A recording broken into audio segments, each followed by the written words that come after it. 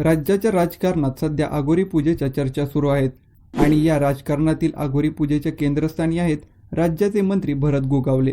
मागील काही दिवसात शिवसेना उद्धव बाळासाहेब ठाकरे पक्षाचे नेते वसंत मोरे यांनी मंत्री भरत गोगावले यांच्या घरातील एका पूजेचा व्हिडिओ प्रसिद्ध केला होता। या व्हिडिओत भरत गोगावले यज्ञ आणि होम हवन करताना दिसत आहेत। वसंत मोरे यांनी ती पूजा अघोरी होती का असा प्रश्न उपस्थित केला आहे।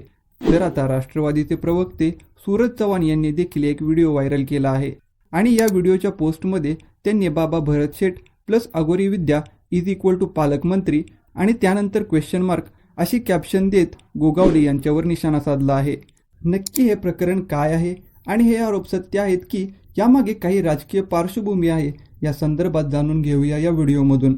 नमस्कार, मी एपी आणि तुम्ही पाहता मुद्द्याचं बोला।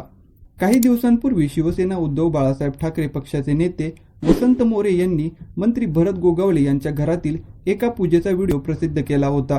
त्या संदर्भात त्यांनी काही आरोप देखील केले होते।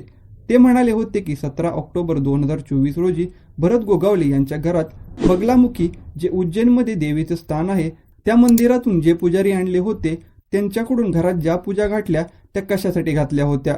पूजेसाठी 11 महाराज बोलवले होते, त्यांच्याकडून पूजा करून घेतली व त्यांच्या देखील पूजा घातल्या त्या कशासाठी हा प्रश्न उपस्थित केला होता व त्या पूजा अघोरी होत्या का असा प्रश्न देखील उपस्थित केला होता व ही पूजा 2024च्या विधानसभा निवडणुकीपूर्वी 1 महिना आधी केली होती असं देखील वसंत मोरे यांनी स्पष्ट केलं होतं। तर आता महायुतीतील राष्ट्रवादीचे प्रवक्ते सूरज चव्हाण यांनी देखील एक व्हिडिओ व्हायरल केला आहे।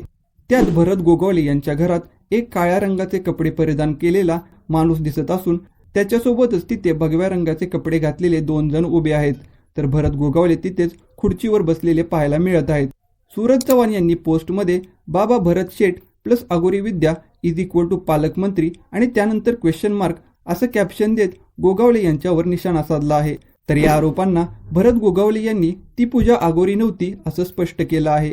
मात्र या आरोपांना काही राजकीय पार्श्वभूमी देखील आहे। काही दिवसांपूर्वी मंत्री भरत गोगावले यांनी रश्मी ठाकरे यांच्यावर खळबळजनक आरोप केले होते।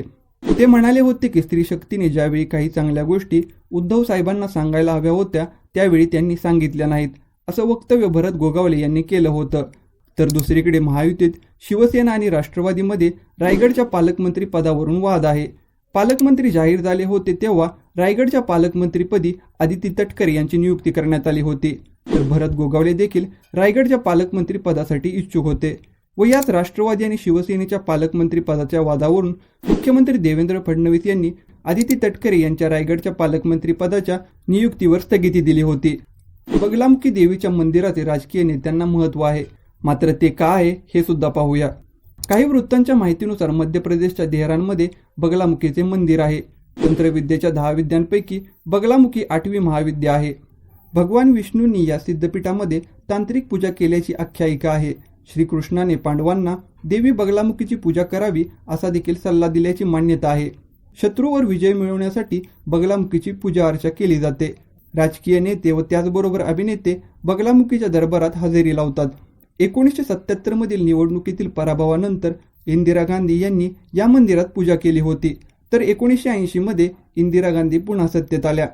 मंडळी, तुम्हाला काय वाटतं? भरत गोगावले यांनी केलेली पूजा ही अघोरी होती का? आमदारकी आणि पालकमंत्री पदासाठी भरत गोगावले यांनी ही पूजा केली असेल का? गोगावले यांच्यावर होणारे आरोप हे सत्य आहेत की यामागे काही राजकीय पार्श्वभूमी आहे? या संदर्भात तुमचं मत काय आहे ते आम्हाला कमेंट बॉक्समध्ये नक्की कळवा। आणि व्हिडिओ जर आवडला असेल तर अशा नवीन व्हिडिओ पाहण्यासाठी मुद्द्याचं बोला या यूट्यूब चॅनलला सबस्क्राईब करा।